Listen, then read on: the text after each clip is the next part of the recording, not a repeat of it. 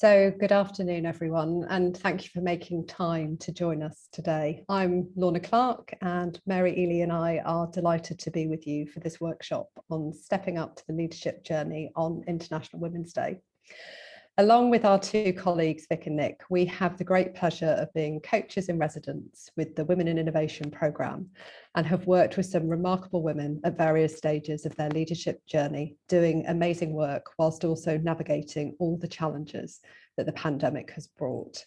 So this topic is very close to our hearts, and it's thanks to them and the wonderful team at KTN that this session has made it onto the agenda today.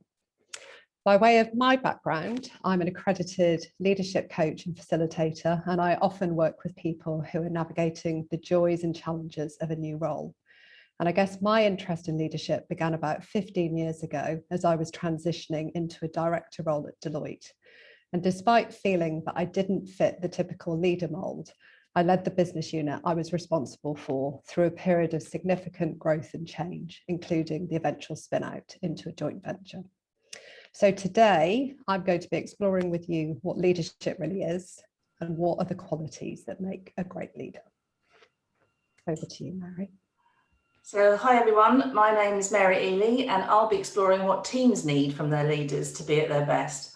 So as a bit of background for me, I specialise in business and personal change as a coach, therapist, mentor and business change consultant. So I've been working in this area for over 25 years across lots of different sectors and business functions. I've been a leader myself and support leaders who want to think things through, develop, or who want to understand how to better support their team through change. So this will be an interactive session, so we suggest you grab something you can make some notes on. And if you're comfortable, please do share your experiences by commenting on chat. A copy of the slides won't be sent out, but a recording of the webinar will be made available for you to refer to later. And finally, we'll be taking questions at the end. So that's it from me for now. Back over to you, Lorna. Thanks, Mary. So there is no doubt that leaders have a profound impact on their team, company culture, and the bottom line. And yet the reality is that many of us feel unprepared for leadership when it comes. That perhaps we're not cut out to lead, or that we have to shoehorn ourselves into being something that we're not. And according to McKinsey, 3/4 of new executives feel unprepared for a new role when it comes. So the reality is that many of us end up in leadership as a result of being technically excellent, but we may have had very little opportunity to develop as a leader ahead of arriving in the role. So we often find ourselves having to learn as we go and continually finding ourselves having to find the courage to step out of our comfort zone. All of that whilst also navigating all the other elements of running a business. Who you are as a leader will be completely unique to you. So our aim is to share our thoughts, our experience, and what the research about leadership says that we think is valuable.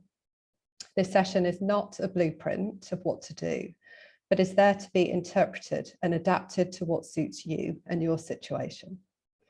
So our aim today really is to explore with you what leadership really is, to look at what the qualities are that make for great leadership, and also to examine what our teams need from us to be at their best. It is a huge subject for us to cover within the hour, but we hope that you leave today having had some time to reflect and connect to your unique strengths and abilities as a leader, with a sense of the steps that you can take onwards to accelerate your leadership potential. So the good news to start. So the good news is that we are all able to learn how to be better leaders if we truly want to. And I love this quote from Warren Bennis, who's one of the world's leading thinkers on leadership, that the most dangerous leadership myth is that leaders are born and that there is a genetic factor to leadership, when in fact the opposite is true. Leaders are made rather than born. So many of us arrive in leadership feeling that perhaps we're not cut out to lead, or that we need to morph ourselves into something else to be successful. But the reality is that most of us are at very different points in our development, both in our life and as a leader. And this is a continual work in progress for most of us. As we grow, we develop, we get to know ourselves better, both as a human being and as a leader. Who we are is how we lead, and this will be unique to each of us.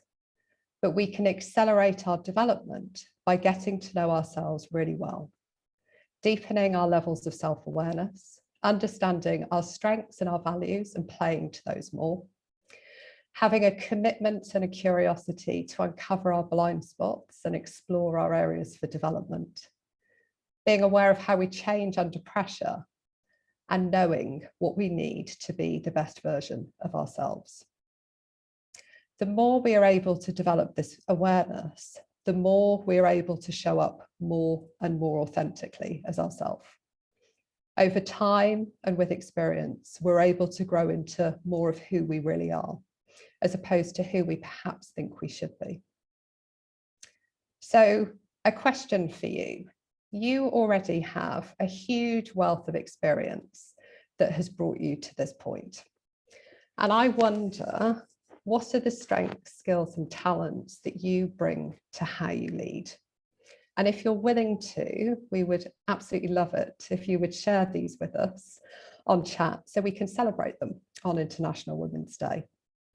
And if that feels tricky for whatever reason, it may be easier to look at this through the lens of perhaps those people that you've worked for during the course of your career that you have either loved working for or frankly not, because the things that we appreciate in others and those that we don't often formulate how we show up as a leader. So what are the strengths, skills, and talents that you bring to how you lead? And if you're willing to share them with us in chat, we'd love to hear from you.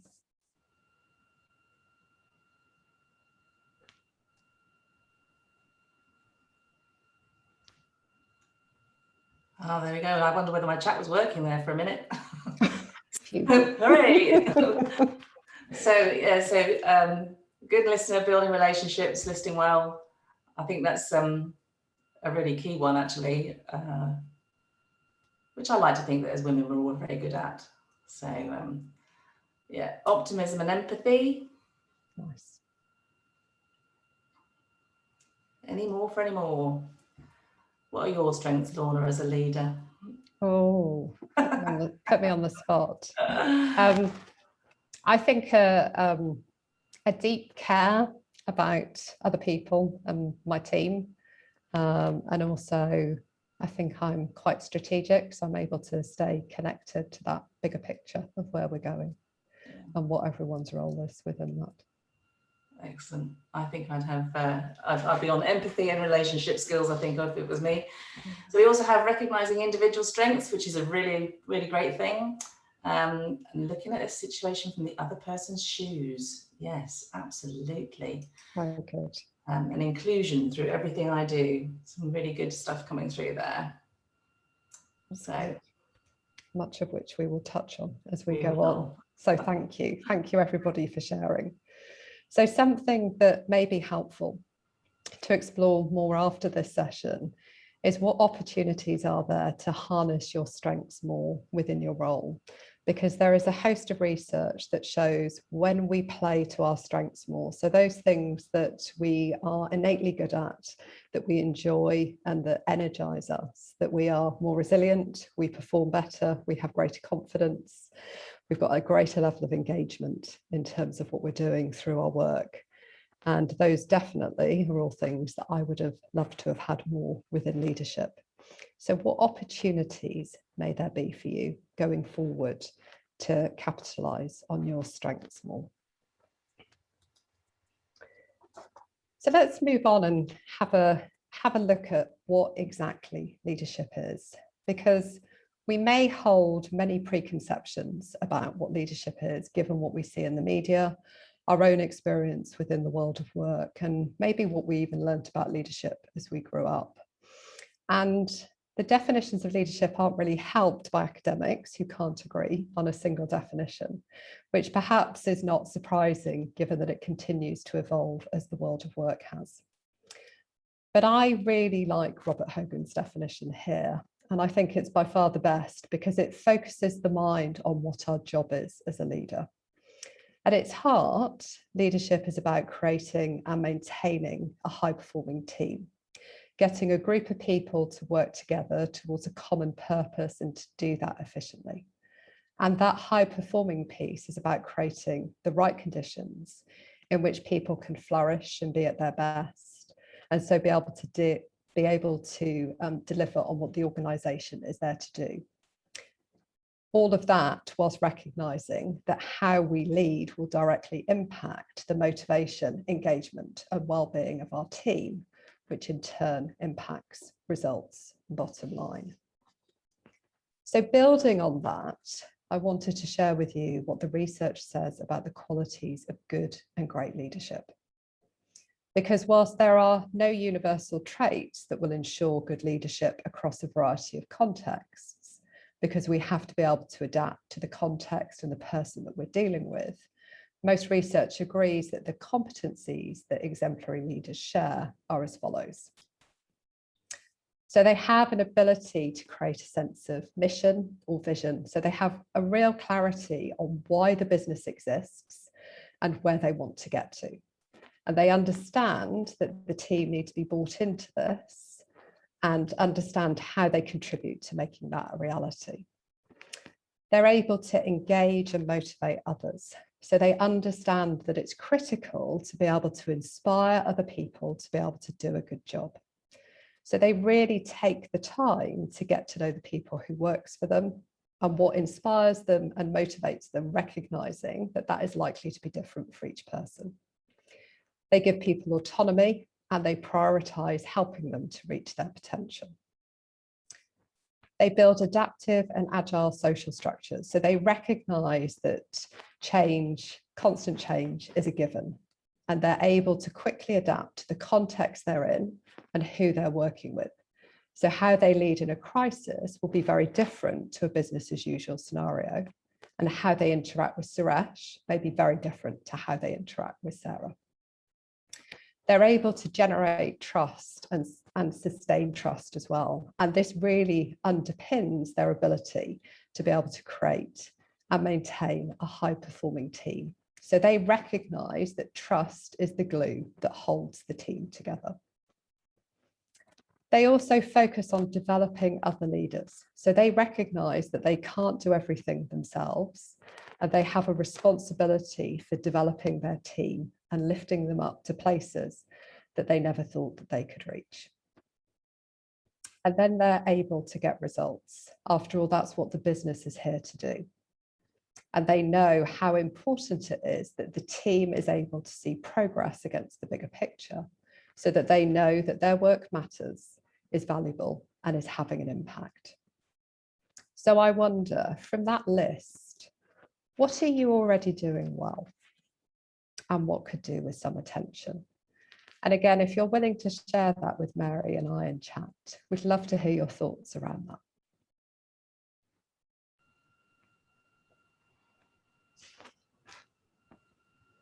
Thank you, Lorna. So I think my top one on there is probably engaging and motivating others, generating and sustaining trust, perhaps. I think they'd be my top tips.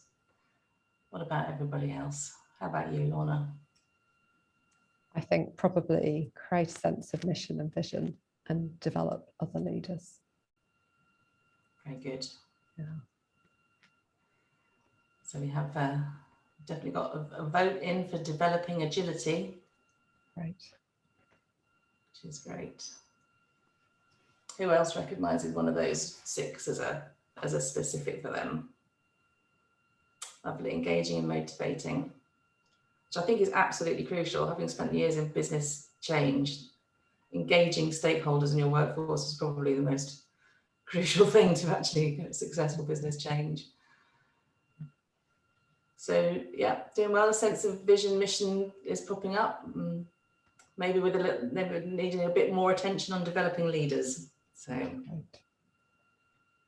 yeah, Great. Thank you for sharing. So let's move on from there and think about what are the qualities that make for great leadership? Because there is some fascinating research by Jim Collins, the author of Good to Great. And he basically undertook research into Fortune 1000 companies, looking at those companies who had performed the average, performed below the average for their sector for 15 years, and then performed above the average for the sector for 15 years. And there were 11 companies that fitted that profile. And what distinguished them was that they had a new CEO who had been appointed. And those CEOs shared two characteristics. They had this unique combination of extreme personal humility and intense professional will. And what that looked like in terms of extreme personal humility was that they were modest and humble, as opposed to self-promoting and self-dramatizing. They always gave credit for company success to others rather than taking it themselves. They used their personal ambition to make the company greater rather than to make themselves look successful. And when things went wrong, they always looked inwards to themselves and the part that they had played, rather than looking outwards to others, external factors, or bad luck. And in terms of intense professional will, they were incredibly persistent people. So they worked with a calm determination, doing what must be done, no matter how difficult it was. They stayed focused on generating excellence in outcomes. They took action to ensure that the company would endure long beyond their tenure. And what I'm really struck by this is how different this is to the qualities that we often associate with leadership, or that we often see within the public domain. So let's move on and have a look at emotional intelligence, because this is the single biggest predictor of leadership success. And the good news is that it can be learnt. So Daniel Goleman is probably best known for his work on emotional intelligence, and he defines it as the capacity for recognizing our own feelings and for those of others, for motivating ourselves, and for managing our emotions well in ourselves and within our relationships. And it's important because leaders who have high emotional intelligence are able to create value and influence through their ability to identify with the emotional experience of their people and build shared identities with them. So this is fundamental to being able to inspire and motivate others, have great relationships, and create and maintain high-performing teams.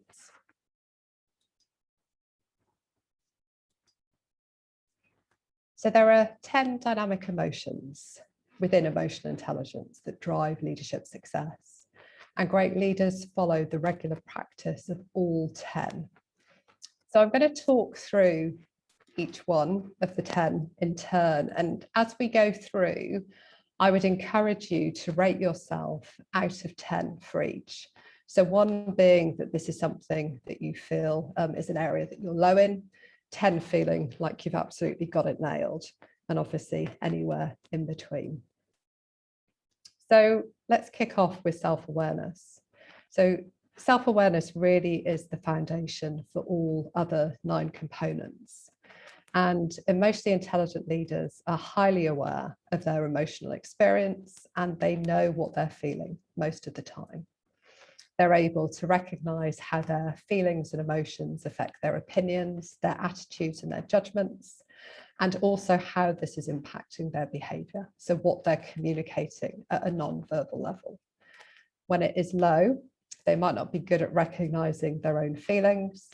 They may be surprised by their emotional reactions, and they may find it difficult to put their feelings into words.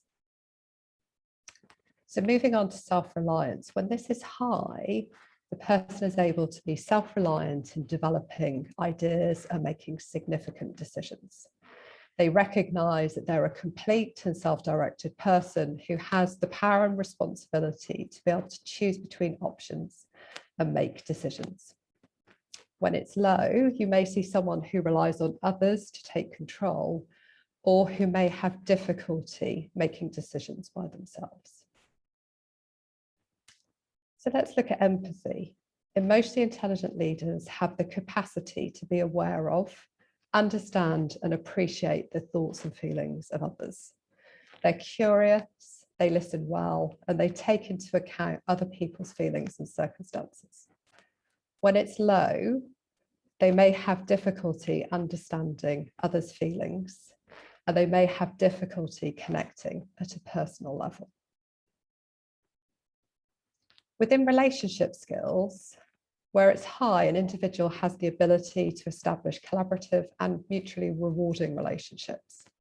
They're able to gain support and commitment of others and value working with others to achieve goals. When it's low, they may have difficulty engaging well. They may not be particularly interested in relationships, and sometimes they can be seen to be quite aloof. So people high in optimism are able to see the big picture of where they're going and are able to focus on the possibilities of what can be achieved. They're able to sense opportunities even in the face of adversity or setbacks, which gives them resilience. Where optimism is low, you may see pessimism, worries about the future, being discouraged easily, or someone who focuses a lot on the negatives within the situation. So moving on to self-confidence. When it's high, people feel good about themselves and their own actions and feel confident within their own abilities. They can accept and respect themselves, and essentially they like the person who they are. Where it's low, they may doubt their abilities to do well. They may have low self-esteem, and they may feel unhappy within themselves. So what about straightforwardness? Emotionally intelligent leaders are able to communicate their thoughts, feelings, and beliefs openly and in a straightforward way, whilst respecting that others may hold a different view or opinion. They're comfortable challenging the views of others and are able to give clear feedback in a respectful way. Where it's low, they may have difficulty communicating their ideas, they may avoid standing up for their own opinions, and they may be easily intimidated. People high in adaptability are able to adapt their thinking, feeling, and actions in response to changing situations.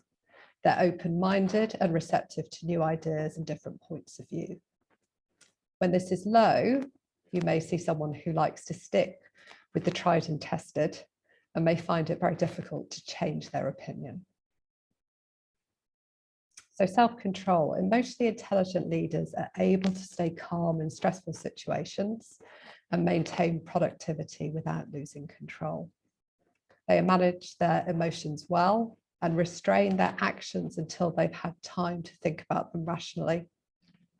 So where this is low, you may see someone who is highly emotional within a stressful situation, maybe often impulsive or unpredictable. And finally, self-actualization. Where this is high, people have an enthusiastic and passionate commitment to both their personal and their professional long-term goals. They enjoy setting challenging goals and gain satisfaction from their accomplishment. They recognize the importance of striving for work-life balance and have achieved a level of this. And where it's low, you may find someone who doesn't pursue enjoyable activities that sustain them, does not set challenging goals, or that feels that life or work somehow is lacking clear direction or purpose.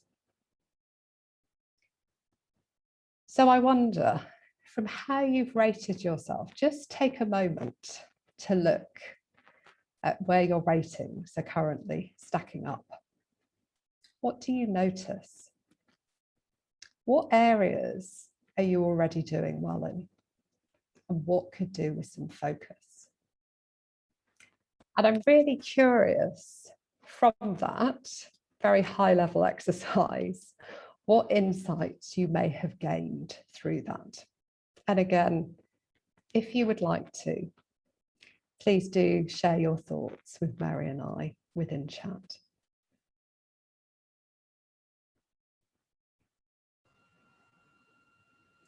Let everybody have a bit of a think. There's quite a lot there, wasn't there?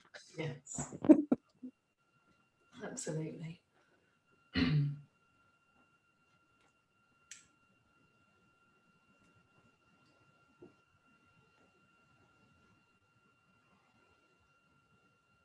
There's a lovely comment here saying, I've learned that your life balance is really important to keep you making the right decisions as a leader. So true. So true. And recognising my self-confidence can significantly shift over time. Absolutely.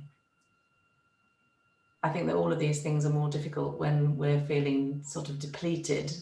So I think the whole COVID thing there's been a challenge in that, in being able to maintain this level of emotional intelligence.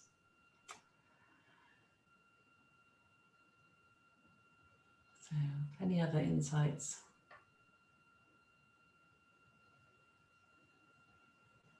Yeah, I'd like to build more courage to stand up for myself and have faith in myself.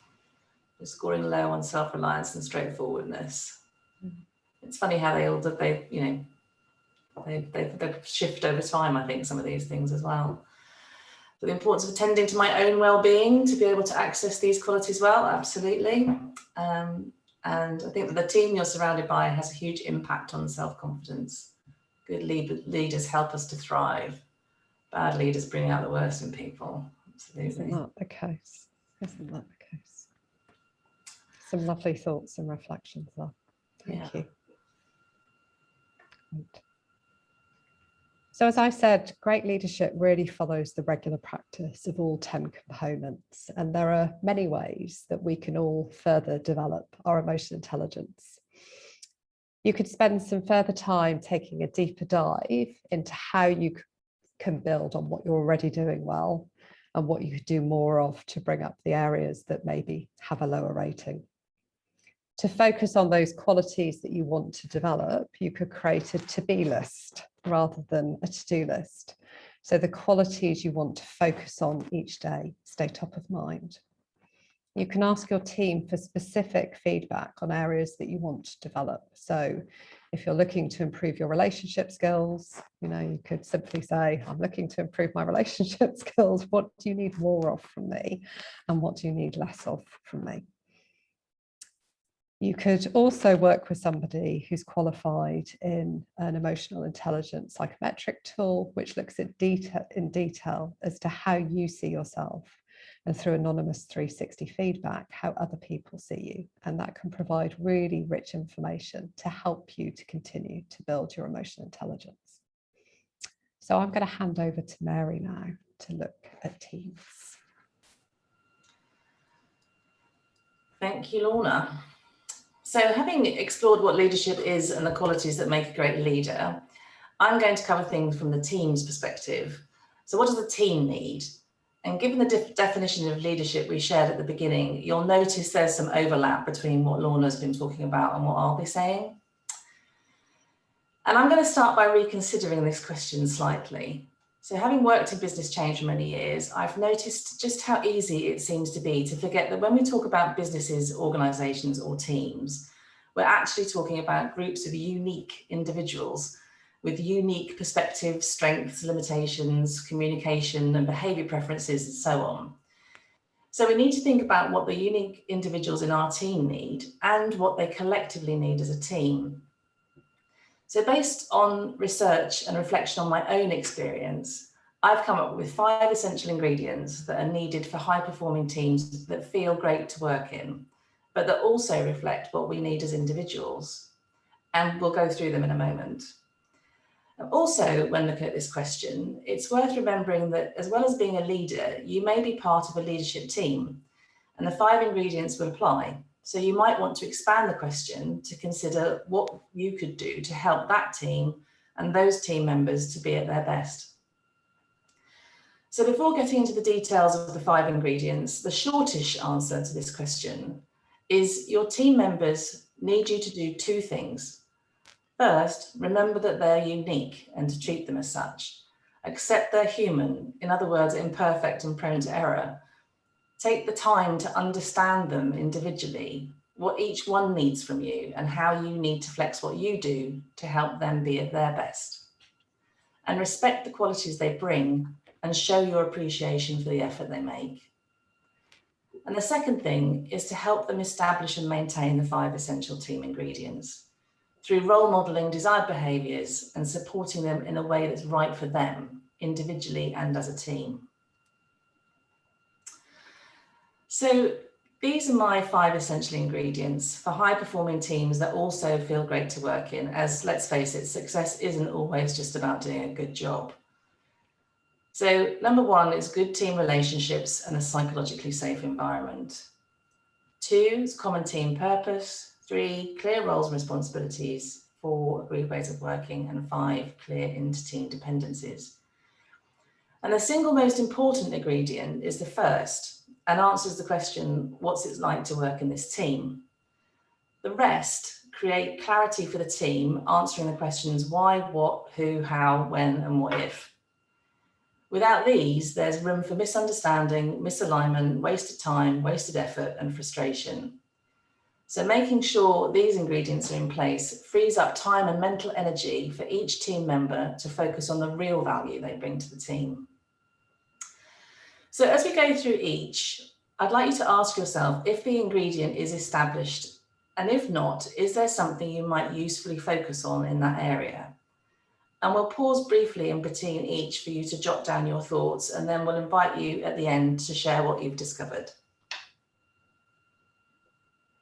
Okay, so first up, we have good team relationships and a psychologically safe environment. The most important thing all team members need, and particularly the team leader, is flexible relationship skills and the willingness to flex them so that you can have good working relationships with all the unique individuals you have to work with. Good relationships play a huge part in how we feel about work. You only have to think of the opposite to realise how important this is. Poor relationships are the cause of a lot of workplace stress and poor team performance. One survey even showed that 83% of people who left their job did so because of their line manager.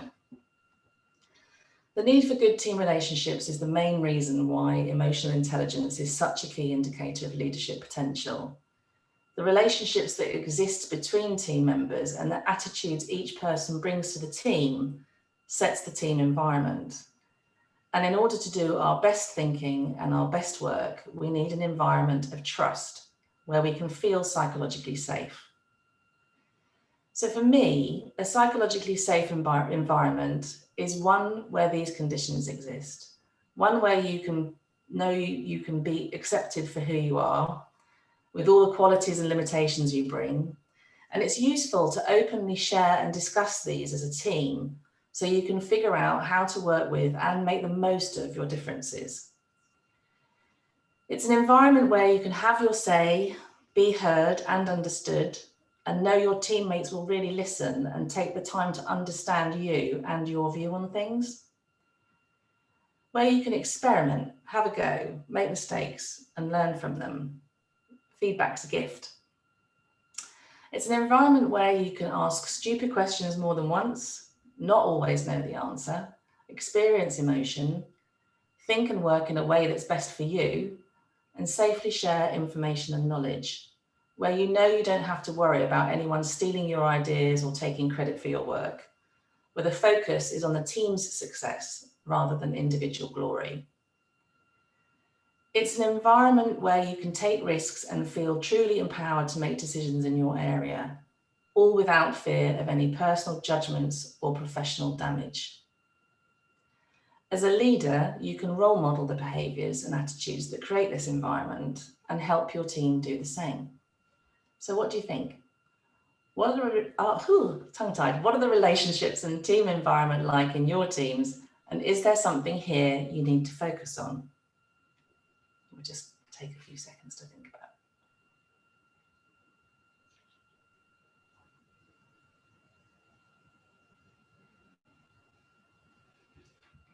Okay, moving on.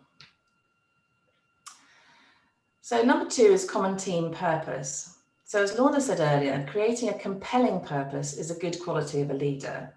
And for the team, it answers the questions, why are we here? and what do we need to deliver. My drawing here is of a very simple organisation on a day when every person has decided to wear trousers, you'll notice. And you'll notice that even though some of the people seem to share certain characteristics, they are all unique. My drawing's not that good. Not one of them is identical to another. Now, your organisation may have just the top layer at the moment and you're a solo entrepreneur, or you may just have a leadership team, but in time, all successful organisations grow and the number and layers of teams will increase. Even as a solo leader, you need a team mentality. You need to think of what your third-party stakeholder team members need from you, and you need to flex your relationship skills, and you need to know the purpose of your budding organisation. Why are you doing what you're doing? As you grow and teams are created, you'll need a defined purpose at every level in the organisation, creating a hierarchy, if you like, aligning individual team purposes or objectives so that the organisation can meet its overall purpose, vision or mission.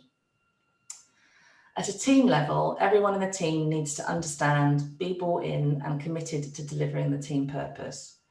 Without this, the team is at risk of pulling in different directions or not delivering what is needed and expected of them.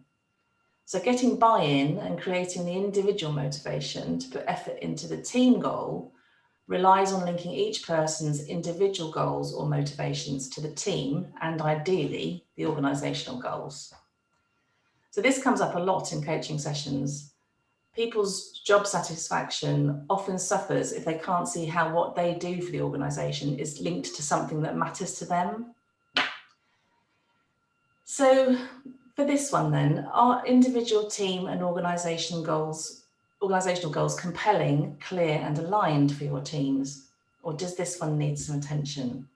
And again, we'll just take a couple of seconds to note down your thoughts.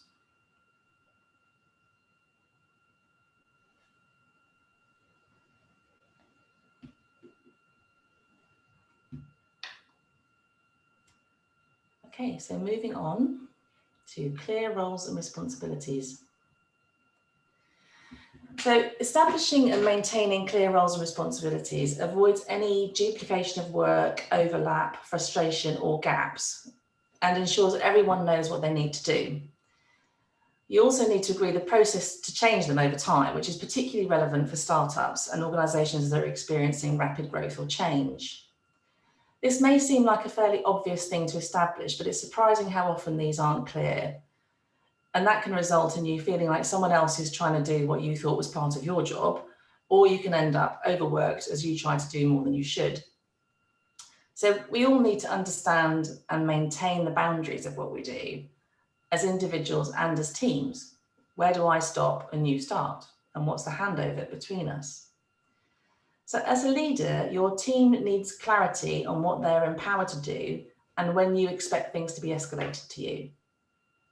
This is a particularly important focus if you're a new leader.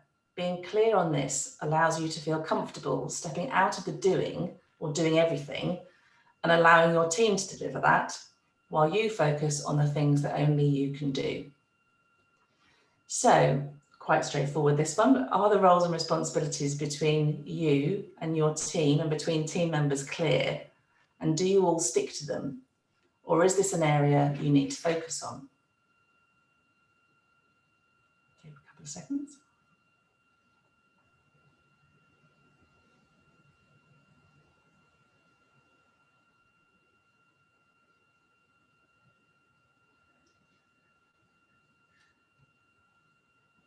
So moving on to number 4, this is about agreed ways of working.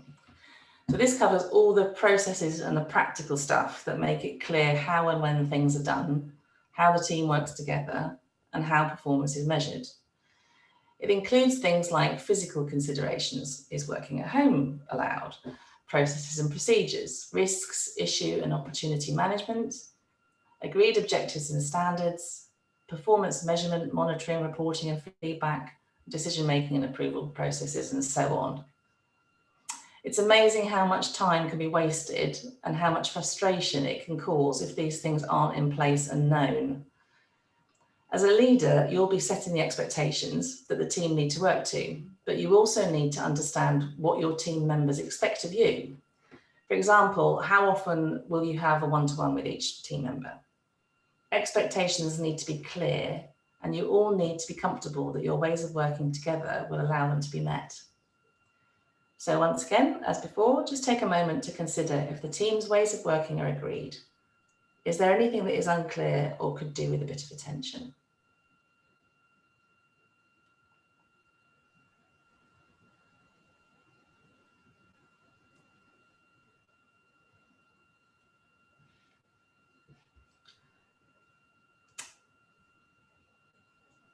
So finally, we move on to the fifth, the clear inter-team dependencies.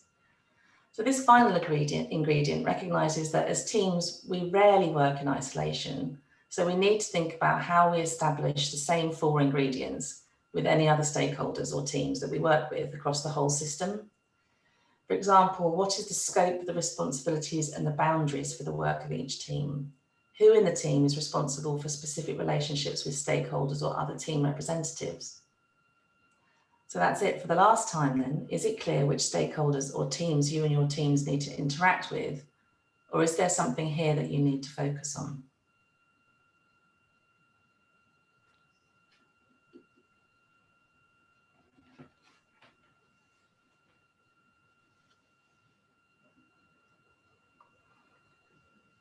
Okay, so in summing up then, so where might a little more focus make a big difference for you and your teams?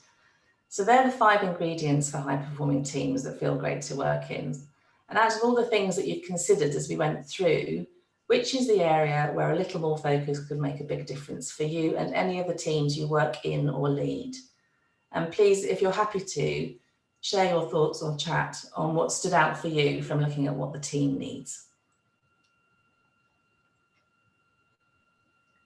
So Mary, I seem to be having some technical challenges viewing the chat. My mouse has disappeared, which is not helping. Excellent. It's okay then. I can see chat. So if anybody would like to share, is there any one of those areas that particularly stood out as either where you need to have some focus, or any of those points resonate with anybody?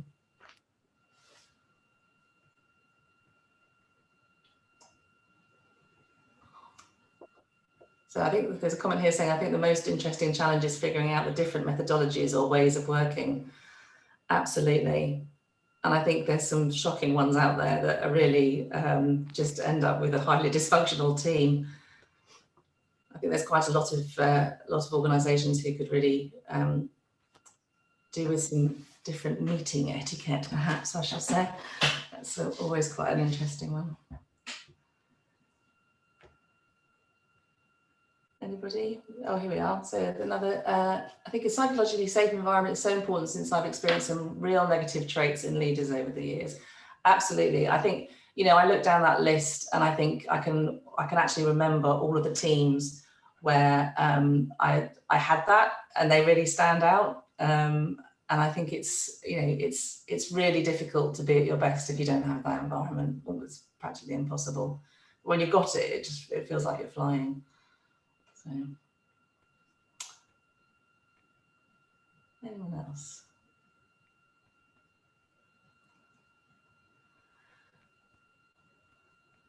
Okay, Lorna, I think we're back over to you. Thank you.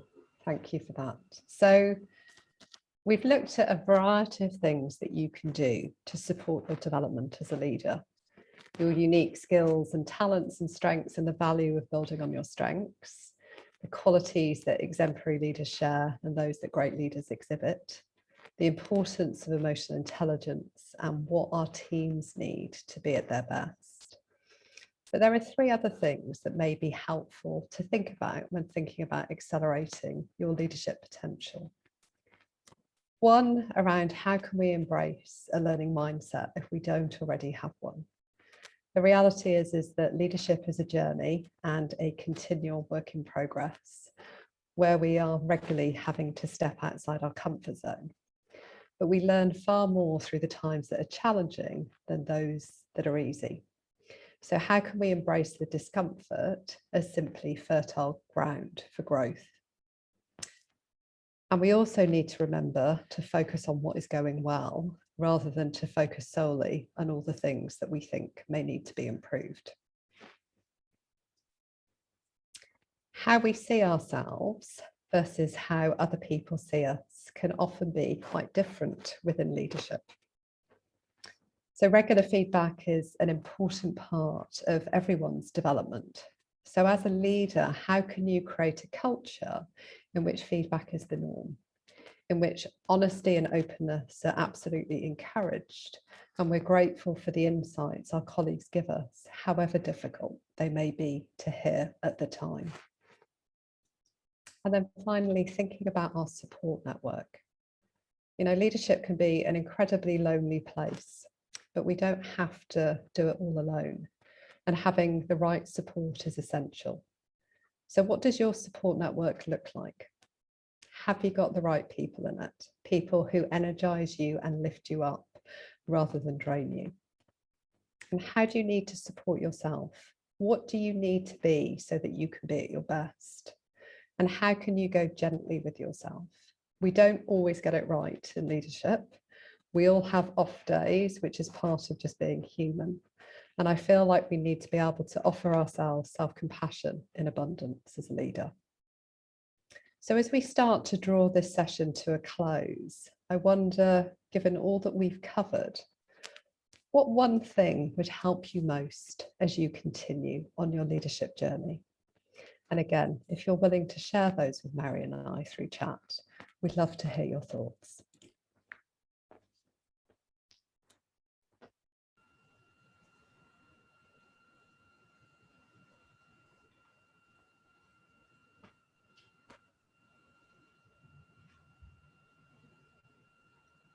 Nothing as yet.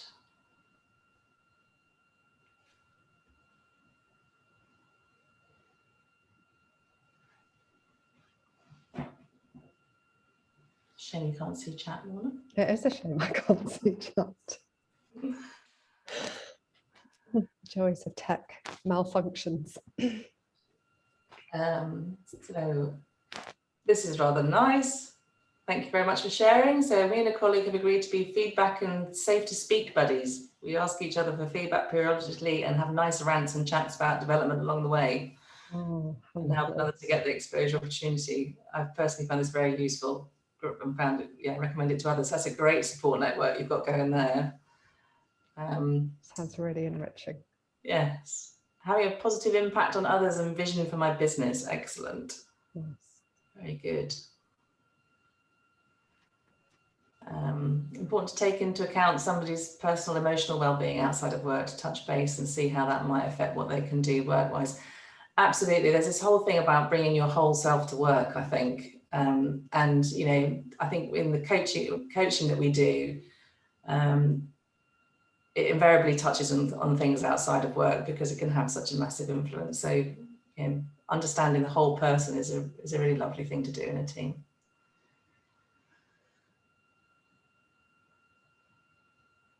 Okay.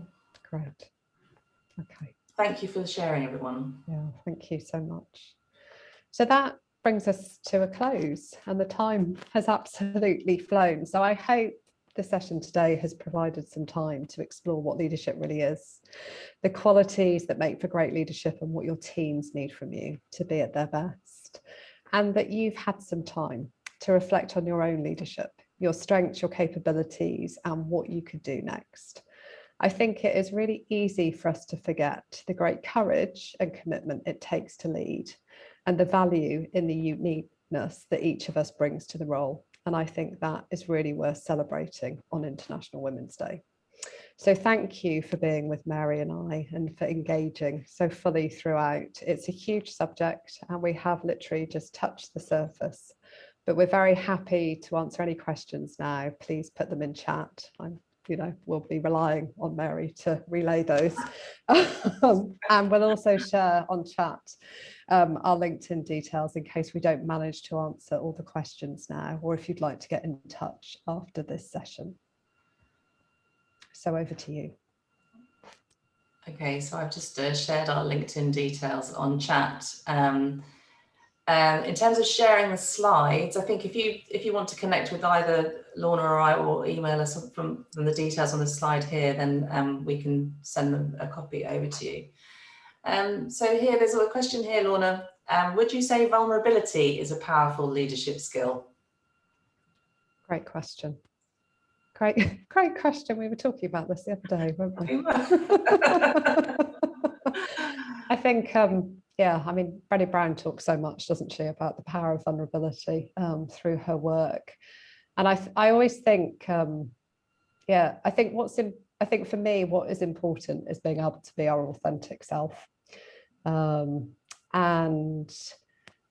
I think the vulnerability piece is about us knowing our teams in terms of what feels right in the context that we're in.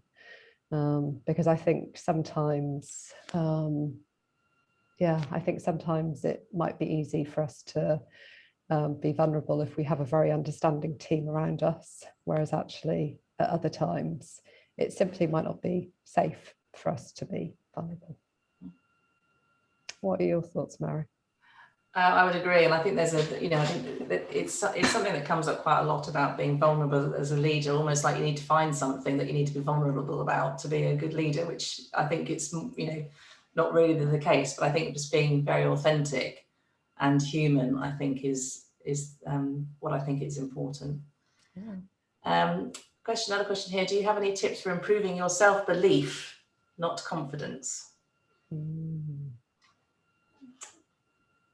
Well, you ran a whole session, didn't you? I did. So yes, there's another on YouTube. There's another one which is about confidence. But I think the self-belief is really about knowing, you know, feeling that you know, like you said earlier on, Lorna, about being happy with yourself. I've got a friend that's his mantra in life is somebody happy with themselves or not? And I think again, a bit like we said with confidence on this other video, it's about really being honest about what you've done in your life, you know, recognizing your good qualities, and, you know, really allowing yourself to see your good points. And I think when you start to do that, then I think your self-belief can grow and come. But I think we often discount so much of our experience that can be what leads to a kind of lack of self-belief. I think there's also something, isn't there, in terms of the learning through doing, you know, the fact that the reality is if we're in leadership, we are, you know, regularly having to be outside our comfort zone and navigate discomfort essentially, but yet the more opportunity that we have to put ourselves in those situations, the more often our confidence and our self-belief grows. I think about myself when I was stepping up at Deloitte, and I was probably very low in self-belief that I was able to be a good and capable leader, but that came through doing the feedback that I got from my team and just gentle persistence, really. Yeah. Nice question. Any other questions? I think we've probably got time for another one or two, maybe.